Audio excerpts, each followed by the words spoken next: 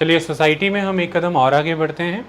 देखिए हम आज लास्ट चैप्टर कंप्लीट करेंगे 12th क्लास की सेकंड बुक का, और चैप्टर का नाम है सोशल मूवमेंट्स। ये चैप्टर 8 है, that is the social movement. इस चैप्टर के साथ हमारा सोसाइटी का ये सेगमेंट कंप्लीट हो जाएगा। हमने बहुत ही डिटेल में इस सारे सेगमेंट को अब तक कंप्लीट किया, ये चैप्टर भी उसी मैनर में कवर होगा। देखिए सोशल मूवमेंट्स, पहले मैं थोड़ी सी जानकारी आपके साथ साझा करूं ताकि आप चैप्टर को पकड़ पाओ कि ये कहना क्या चाहता है। देखिए आप आज स्कूल कॉलेजेस जाते हैं, है ना पूजा? हम जॉब्स पे जाते हैं, चाहे वो बैंकिंग हो या कोई फैक्ट्रीज़ हो, कुछ भी हो। आपने एक चीज़ ऑब्ज़र्व की होगी कि 5 डेज़ अ वीक या 6 डेज़ अ वीक की जॉब होती है। हमें वीकली ऑफ मिलता है, प्राइवेट फैक्ट्रीज़ में भी ऑफ मिलता है, और उस ऑफ की हमें सैलरी मिलती है। यानी कि हम ऐसा लगा लें कि हम महीने में 25 या 26 दिन काम पर जा रहे हैं, 4 ऑफ हैं हमारे संडे के।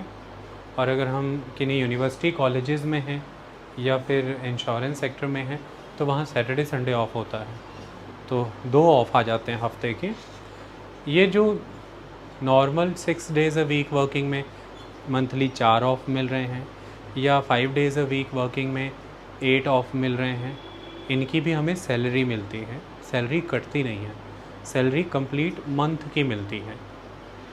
एक समय में ऐसा नहीं हुआ करता था। ये जो आपकी वर्क शिफ्ट 8 आवर्स की होती है, एक समय में ऐसा नहीं होता था। ये जो वुमेन को और मैन को एक जैसा काम करने के लिए एक समान भुगतान किया जा रहा है वेजेस का या सैलरी का, जिसे हम equal pay for equal work कहते हैं, एक समय में यह भी नहीं था। यह जो बच्चों को, यानी कि 14 वर्षों से कम यदि कोई है तो उसे किसी भी तरह के कार्य में लगाना निषेध है, बैन है, ये एक समय में नहीं था। तब बच्चों से काम कराया जा सकता था। ये जो आपको मेडिकल कार्ड या मेडिकल फैसिलिटीज़ मिलती हैं, जिसे हम ESI कार्ड कहते हैं, ये जो आपको रिटायरमेंट पर पेंशन का बेनिफिट मिलता है, रिटायरमेंट पर आपको लमसम अमाउंट मिलती है प्रोविडेंट फंड के रूप में, आपकी ग्रेजुएटी के रूप में, एक समय में यह भी नहीं था। यदि नौकरी के दौरान किसी की मृत्यु हो जाना तो कंपैशनेट ग्राउंड पे घर के दूसरे व्यक्ति को नौकरी मिलना, एक समय में यह भी नहीं था। मेन बेनिफिशियरी के अंत हो जाने की वजह से नॉमिनी को पेंशन्स मिलना, एक समय में तो यह भी नहीं था। आप क्लीन एनवायरनमेंट में वर्क करेंगे, हेल्दी सिस्टम वहाँ पे होगा, कैंटीन होंगी, आपको काम के दौरान टी और लंच ब्रेक ऑफ़र किया जाएगा, आपको सभी प्रोटेक्टिव गियर्स दिए जाएंगे काम के दौरान पहनने के लिए। एक समय में यह भी नहीं था। तो एक समय में फिर क्या था? एक समय ऐसा था जिस समय में इंडस्ट्रियल रेवोल्यूशन के दौर में 1760 से 1860 का ये जो समय था, और इसके बाद 1861 में इंडस्ट्रियल रेवोल्यूशन अपने पीक को अचीव करके गया, और इसके बाद भी हमने ये देखा कि कैपिटलिज्म रैम्पेंट था, प्रॉफिट मैक्सिमाइजेशन ही मोटिव था, इनपुट कॉस्ट को रिड्यूस करना मेन एजेंडा हुआ करता था, और ऐसे में एक्सप्लॉयटेशन होता था सबसे अधिक स्तर पर ह्यूमन लेबर का। आप दुगनी शिफ्ट लगवा के आधी शिफ्ट का पैसा देते थे, यानी कि 16 घंटे का काम करा के 8 घंटे की शिफ्ट का पैसा देते थे। आप बहुत ही अनक्लीन, हज़ार्डस और डेंजरस एटमॉस्फेयर में उनसे काम कराते थे। किन्हीं भी तरह के प्रोटेक्टिव गियर्स यूज़ नहीं होते थे क्योंकि उससे कंपनी का खर्चा आता था। मशीनों की फेंसिंग या फिर उनकी कवरिंग नहीं होती थी, इससे स्पेस ऑक्यूपाई होती थी और ख़र्चा भी आता था। बच्चों को काम लगाया जाता था ज़्यादा से ज़्यादा, ताकि बहुत ही तंग जगह वाली फैक्ट्री में मशीनें लगी हुई हैं, उन पतली पतली छोटी छोटी जगहों से बच्चे का शरीर ईज़िली निकल सकता है, तो बच्चा फ़ास्ट मोबिलाइज़ करता है, कन्वीनियंटली निकल जाता है उन स्पेसेस से, तो बच्चे को काम पे लगाना और फिर बच्चे को औने पौने वेजेस दिए भी जा सकते हैं, वो आवाज़ भी नहीं उठाएगा। फिर बच्चा भी माता पिता के साथ फैक्ट्री ही आ जाएगा, तो माता पिता भी 16-16 घंटे फैक्ट्री में पड़े रहेंगे। अदरवाइज़ बच्चा छोटा घर में होगा तो माता पिता पर उसकी पालन पोषण की जिम्मेवारी होगी और वो घर जाना चाहेंगे। ऐसे में हम उनसे अधिक समय तक काम नहीं ले सकते हैं। तो बच्चों को भी काम पे लगाया गया। पूरा महीना काम करना होता था, कोई छुट्टी नहीं होती थी। किसी तरह की कोई टी ब्रेक या लंच ब्रेक्स नहीं होते थे। कोई रिटायरमेंट बेनिफिट्स नहीं थे, कोई मेडिकल बेनिफिट्स नहीं थे, कोई बच्चों के एजुकेशन के प्रोविजंस नहीं थे। ये सब एक समय में नहीं था। ये कैपिटलिज्म यानी कि पूंजीवाद का एक प्रबल दौर था, यानी कि एक बहुत ही पीक पीरियड था। फिर धीरे धीरे इसके विरोध में आवाज़ें उठाई गई। उन आवाज़ों को उठाने वाले वो जो लोग थे, उन्होंने डिटेल में कैपिटलिज्म को स्टडी किया। जो लोग सफ़र कर रहे थे, वो वर्कर, वो एग्रीकल्चरल लेबरर, उन लोगों को बताया कि आपकी सफरिंग जो है वो कॉमन है। यानी कि उन लोगों में एक अंडरस्टैंडिंग डेवलप की, जो अंडरस्टैंडिंग हर कोई आपस में शेयर करता था, एक शेयर्ड अंडरस्टैंडिंग डेवलप की।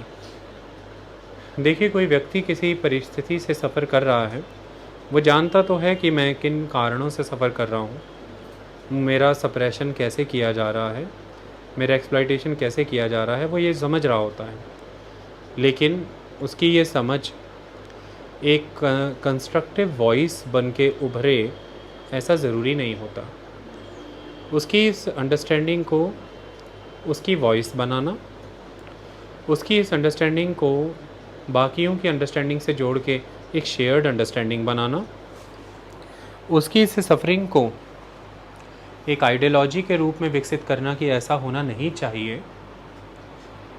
इन लोगों को संगठित करके एक नेतृत्व प्रदान करना, एक लीडरशिप प्रोवाइड करना, इन लोगों में आपस में एक संबंध बना के इनको एक प्रोग्राम कार्व आउट करके देना कि आप आपस में कैसे जुड़ेंगे, कैसे वार्तालाप करेंगे और किस तरह से आप निर्देशों की पालना करेंगे। सभी जब आपको निर्देश दिए जाएंगे, आप कैसे फॉलो करेंगे हर प्रोग्राम को। ये सब चीज़ें एक ऑर्गेनाइजेशन के बाया होती हैं। एक लीडरशिप, एक ऑर्गेनाइजेशन, एक शेयर्ड कॉमन अंडरस्टैंडिंग, एक शेयर्ड आइडियोलॉजी, ये सब इन लोगों में विकसित करनी होती है। ये विकसित की कुछ व्यक्तियों के द्वारा। उन्होंने गहराई में अध्ययन किया उस कैपिटलिस्ट सोसाइटी का। इसमें कार्ल मार्क्स आते हैं, इसमें मैक्स वेबर भी आते हैं, एमिले दुर्खेम भी आते हैं, इसमें भारत में महात्मा गांधी भी हैं और भी बड़े व्यक्ति हमने पढ़े हैं। इन सब ने गहन अध्ययन किया। कार्ल मार्क्स की भूमिका बड़ी रही है और उन्होंने ये बताया कि ये सफरिंग आपकी किस वजह से है, आप पिछड़ क्यों रहे हैं इस प्रोडक्शन प्रोसेस में, और जो आपका मालिक है और एम्प्लॉयर, वो इतना प्रोग्रेस क्यों कर रहा है। ये सब चीज़ें लोगों को बताई गई। वो कई चीज़ों को देखते तो थे, रोज़ महसूस भी करते थे, पर शायद उसे समझ करके उसे शब्द देना नहीं जानते थे। ये सब करना ज़रूरी था। जब हम ऐसा करते हैं तो हम बड़े स्तर पर समाज के ही इस उत्पीड़न के लिए आवाज़ उठाते हैं। समाज के ही लोग उस आवाज़ का हिस्सा बनते हैं। समाज ही को परिवर्तित करने के लिए ये आवाज़ उठाई जाती है। यानी कि सामाजिक स्तर पर हो रहे हमारे उस उत्पीड़न के ही विरोध में आवाज़ उठाई जाती है। उसी समाज में रह रहे लोग इस विरोध का हिस्सा बनते हैं और उस समाज को ही परिवर्तित करने के लिए यह आवाज़ उठाई भी जाती है। समाज ही आधार है प्रत्येक व्यवस्था का। ये बड़ी चीज़ है। हमें सोसाइटी को ही ट्रांसफॉर्म करना होता है। सोसाइटी दो तरह से हम बना सकते हैं, चाहे वो कैपिटलिस्ट सोसाइटी हो सकती है या वो सोशलिस्ट सोसाइटी हो सकती है। कैपिटलिस्ट सोसाइटी और सोशलिस्ट सोसाइटी को कुछ ऐसा समझिए कि कैपिटलिस्ट सोसाइटी में जो रिसोर्सेज हैं किसी भी एक जियोग्राफिकल एरिया के, और पॉलिटिकली बात करूं तो एक नेशन के, वो रिसोर्सेज प्राइवेटली ओन्ड या कंट्रोल्ड होते हैं, प्राइवेटली मैनेज्ड होते हैं। इसके तहत जो भी वेल्थ जनरेट होती है वो उस पर्सन की होती है जो उस रिसोर्सेज को ओन करता है, मैनेज करता है, कंट्रोल और रेगुलेट करता है, और बाकी लोग उस पर काम करते हैं उन रिसोर्सेज पे, और उनको उनकी जो लेबर प्रोवाइड की गई है उसके बदले में उनके वेजेस मिल जाते हैं। लेकिन दूसरी तरफ जब सोशलिस्ट सोसाइटी होती है, उसमें जो जोग्राफिकल एरिया के रिसोर्सेज या पॉलिटिकली बात करें तो एक नेशन के रिसोर्सेज जो हैं वो प्राइवेटली ओन्ड या कंट्रोल नहीं होते, वो publicly owned, controlled, managed and regulated होते हैं। पब्लिक यानी कि जनता, जनतक होते हैं सभी अदारे। तो ऐसे में जो भी उससे वेल्थ जनरेट होती है वो पब्लिक में ही डिस्ट्रीब्यूट होती है, यानी कि जो लोग भी काम कर रहे हैं वो उनमें डिस्ट्रीब्यूट होती है। उसके बाद वो वेल्थ उस देश की उन रिसोर्सेज की कस्टडियन यानी कि जो सरकार है जिसे जनता ने ही बनाया है उसके पास चली जाती है, और वो इसी जनता के वेलफेयर के लिए जो पॉलिसीज़ बनाती हैं वो धन उसमें लग जाता है, जिसके वाया भी वो इनकी शिक्षा, इनकी चिकित्सा यानी कि हेल्थ, एजुकेशन और हेल्थ, इनके रोज़गार के लिए, इनके फूड सप्लाई के लिए, इनके शेल्टर, इनकी क्लोथिंग और बाकी चीज़ों पर खर्च हो जाते हैं, जैसे कि इकोनॉमिक इंफ्रास्ट्रक्चर बनाना, जैसे कि सड़कें, यातायात के साधन, बिजली, पानी और बाकी सुविधाएं। आप देख सकते हैं दोनों में बहुत अंतर था। एक पूंजीवादी रूप में समाज की व्यवस्था करना और एक समाजवादी रूप में समाज की व्यवस्था करना, दोनों में अंतर था। एक में वेल्थ कंसंट्रेट हुई एक व्यक्ति के हाथों, बाकी सभी डिप्राइव हुए उस रिसोर्स और उस वेल्थ के बेनिफिट से। दूसरे में वेल्थ ने सबको अपलिफ्ट किया, सबको बेटर लिविंग स्टैंडर्ड दिया, सबकी ही डेवलपमेंट की, वेल्थ को कंसंट्रेट होने से रोका, इक्विटेबल डिस्ट्रीब्यूशन की बात आई। कोई किसी पर भी आधिपत्य नहीं स्थापित कर सकता अपनी स्ट्रॉन्ग इकोनॉमिक, सोशल और पॉलिटिकल पोजीशन की वजह से। सभी हर तरह की योजनाओं में, आर्थिक, राजनीतिक और सामाजिक व्यवस्थाओं में आपस में एक दूसरे के साथ बराबरी का स्थान रखते हुए काम करेंगे। इसे एगैलिटेरियन सोसाइटी कहते हैं। तो इस तरह की एगैलिटेरियन सोसाइटी एग्जिस्टेंस में आती है जब हम समाजवाद की प्रक्रिया से समाज की और उसके संसाधनों की व्यवस्था करते हैं, यानी कि उसका अरेंजमेंट, उसकी प्लानिंग करते हैं।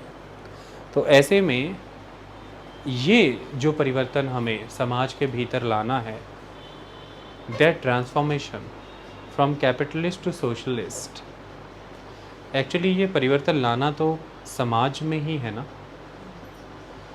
We need to induce that change और that transformation ultimately into the society. We need to transform the society, we need to transform the ownership, we need to transform the resource distribution, we need to transform the distribution of power, we need to transform the process of decision making, we need to transform the process of upliftment of living standard. So that whole transformation somewhere will work on the society, but for that we need to do some movements, and those movements are being called social movements. हमें इस तरह की social movements चलाने होते हैं। सामाजिक अभियान, सामाजिक आंदोलन लंबे समय से विश्व भर में होते आए हैं। आज बहुत से आपके अधिकार हैं वो इन्हीं सोशल मूवमेंट्स का ही नतीजा है, और वो अधिकार मैंने शुरू में ही आपके साथ चर्चा की है। हम पूरे चैप्टर के दौरान इन अधिकारों की बात करते रहेंगे। आज आप शायद बहुत से अधिकारों को ग्रांटेड लेते हों। बता सकता हूं मैं, जैसे बहुत से अधिकार आप ग्रांटेड लेते हैं, लेकिन वो अधिकार आपको बड़ी मुश्किल से मिले, बहुत ही मुश्किल से मिले हैं। आप ऐसा कोई अधिकार बता सकते हैं जो आपको ग्रांटेड सा लगता है लेकिन वो आपको बहुत मुश्किल से मिला है? जोर से बोला करो बेटा। राइट टू वोट कन्या कह रही है, राइट टू वोट, ओके। ये कह रहे हैं राइट टू स्पीच, ओके। ये कह रहे हैं right to freedom, right to freedom of speech, वही कौन सा? आप सब right to freedom of movement, okay. Rule of law. ये रूल ऑफ लॉ की बात कर रही हैं, okay. Rule of law, right to speech, right to freedom of movement और उनका राइट टू वोट, और बाकी आप सब अधिकारों से वंचित हो मेरे बच्चों। राइट टू लव बोल दो, बोल ही सकते हो, वो भी बड़ी मुश्किल से मिला है कि नहीं। राइट टू पिकनिक, कोई तो राइट बोलो मेरे बच्चों, हैं। राइट टू भाई दूरदर्शकों सॉरी मज़ा आ गया देख के, मतलब बात जो बदली राइट टू लिबर्टी कहते कहते राइट टू एजुकेशन पे आ गए, कहते लिबर्टी, फिर कहते नहीं right to education, right to education, okay.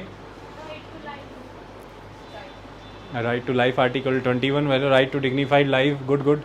हाँ, और राइट टू रिजाइड, तकरीबन आर्टिकल 19 की बात आप ज़्यादा कर रहे हो, ये फ्रीडम ऑफ स्पीच की बात, ये फ्रीडम ऑफ मूवमेंट, वो फ्री। राइट टू इक्वालिटी, समानता का अधिकार। मैं एक राइट ऐसा बोलता हूँ जो आपको ऐसा लगेगा कि आप ग्रांटेड ही ले रहे हो, लेकिन वो हज़ारों वर्षों तक नहीं था, बड़ी मेहनत से लिया गया। वो था महिलाओं के लिए शिक्षा का अधिकार। क्लास में इस समय सभी लड़कियां बैठी हैं और मैं गारंटी से कहता हूँ हज़ारों वर्षों तक आपको शिक्षा से वंचित रखा गया था। वुमेन को एजुकेशन नहीं मिलती थी, लेकिन आज सारी जनी आप क्लास में बैठे हो, एजुकेशन ले रही हो ना। कई बार ग्रांटेड लग जाती है ये बात कि इतना भी क्या है, पर ऐसा नहीं है, ये हज़ारों वर्षों के बाद प्राप्त हुआ है। फिर और भी बहुत सी बातें, मैं महिलाओं के ही संदर्भ में ज़्यादा बातें कहूँगा कि आज जो आपके पास बहुत से अधिकार हैं वो आपको ग्रांटेड लगते हैं, बस शायद वो ऐसा था नहीं, बड़ी मुश्किल से मिले हैं। जैसे आपको वोटिंग का अधिकार, आप बड़े बड़े मुल्कों का जिक्र भी सुन के हैरान हो जाएंगे कि वहाँ भी ये वोटिंग का अधिकार ऐसा नहीं था जैसा आज आपके पास है, ये इससे बहुत अलग था, ओके। तो हमें कई बार ये राइट्स ग्रांटेड से लगते हैं, बट ऐसा नहीं, आपको भारी सामाजिक आंदोलन करके इन्हें हासिल करना पड़ा। सोशल मूवमेंट्स हैं। तो मैं ये कह सकता हूँ कि दीपांशु, आज मैं जहाँ जी रहा हूँ, यानी कि ये जो मैं आज लेक्चर दे रहा हूँ, मैं जो आज सरकार की ही देखरेख में बनी संस्थाओं के तहत छपी हुई इन किताबों की निष्पक्षता पर यकीन कर सकता हूँ। मैं इन किताबों के आधार पर सरकार ही से, भारतीय राज्य ही से प्रश्न कर सकता हूँ, और मैं जो स्वतंत्र अपने विचार रख सकता हूँ। शायद ये जो आज का समाज है, जो मुझे इतने अधिकार देता है, ये समाज हमेशा ऐसा नहीं था। तो फिर ये बना है किन्हीं कारणों से, वो सोशल मूवमेंट से। तो मतलब आज मैं जिस समाज में जी रहा हूँ, जिस वर्ल्ड में जी रहा हूँ, उसको बहुत बड़े स्तर पर जो शेप दी है वो इन सोशल मूवमेंट्स ने दी है। आज आप जिस शेप में, जिस नेचर में, जिस फॉर्म में इस वर्ल्ड को देख रहे हैं, उसको ये शेप, ये नेचर, ये फॉर्म सोशल मूवमेंट्स ने दी है। आज बड़ा ही अपवाद सा, यानी कि एक एक्सेप्शन सा लगता होगा ये सुनना कि किसी को मंदिर जाने की अनुमति नहीं, पर ये आज से 70-75 साल पहले तो रूल ही था, ये एक्सेप्शन नहीं था। शायद किसी ने टेंपल एंट्री मूवमेंट की और आज ये बड़ा ही ग्रांटेड सा लगता है हमें कि हम मंदिर जा सकते हैं, बट कभी तो ये अनुमति नहीं थी। आज की दुनिया इस बात से परिभाषित है कि कोई भी फ्रीली रिलीजियस इंस्टीट्यूशंस में जा सकता है, ये आज का दौर है। पर ये आज का दौर तो आज से 75 साल पहले की बड़े स्तर पर चलाई गई सोशल मूवमेंट से ही परिभाषित है। तब तो ऐसा नहीं था, है कि नहीं। आज ये बड़ा सहज लगता होगा सुनकर करमजीत कि SC, ST, OBC के पास रिजर्वेशन है, बट आज से ही 70-75 साल पीछे जाता हूँ, तब ऐसी तो नहीं थी दुनिया। तो आज का यह भारत, ये शेप किया गया है किसी उस समय में की गई सोशल मूवमेंट के द्वारा। आज भी बड़ा सहज लगता होगा कि पंजाब में वुमेन को रिजर्वेशन है सिविल सर्विसेज में या हर एग्ज़ाम में, बट 70-75 नहीं, आज से 2 ही साल पहले ये कहाँ था। ये लंबे समय की चली एक सोशल मूवमेंट की ही तो देन है। आज से कुछ सालों बाद ऐसा भी हो जाएगा कि हमारी संसद में वुमेन को रिजर्वेशन मिलेगा 33%, और आप कहेंगे ये कैसे हो गया? वो कई समयों से चलती आ रही सोशल मूवमेंट ही का तो नतीजा होगा। सोचने वाली बात है। कई समय से वुमेन एम्पावरमेंट के लिए कई फ्रंट पर मूवमेंट्स चल रही हैं और उनके नतीजे निकलते आ रहे हैं प्रतिदिन प्रतिदिन। उसके तहत आप देखिए, चाहे वो साबला नारी स्कीम है एडोलसेंट वुमेन को स्ट्रेंथन करने की, चाहे वो महिलाओं को संपत्ति में बराबर का अधिकार देने की बात हो, चाहे वो डाउरी सिस्टम के खिलाफ कानून लाने की बात हो, चाहे वो फ्यूटस आइडेंटिफाई या डिटर्मिन नहीं किया जा सकता जन्म से पहले, उसके निषेध। ब्रिटिशर्स के समय में 1839 में ये मांग रखी गई थी, एक मूवमेंट चलाई गई थी जिसका नाम है चार्टिज़म। मूवमेंट का नाम क्या है? चार्टिज़म। चार्टिज़म माने चार्टर। एक चार्टर जिस पेज पे आपने डिमांड्स चार्ट डाउन की होती हैं, दैट इज़ अ चार्टर। एक चार्टर जो है उस पर साइन कराए गए लोगों के 3.25 मिलियन लोगों ने साइन किए। छोटे मुल्क के लिए इतनी बड़ी आबादी का साइन करना बड़ी बात थी। क्या मांग रहे थे वो लोग? जो मेल हैं उनके लिए यूनिवर्सल मेल फ्रेंचाइज, यानी कि मेल को एडल्ट फ्रेंचाइज दे दीजिए सबको। बैलेट से, बैलेट पेपर से वोटिंग हो जाए। बैलेट पेपर से वोटिंग का अधिकार, यहाँ पर वर्ड फीमेल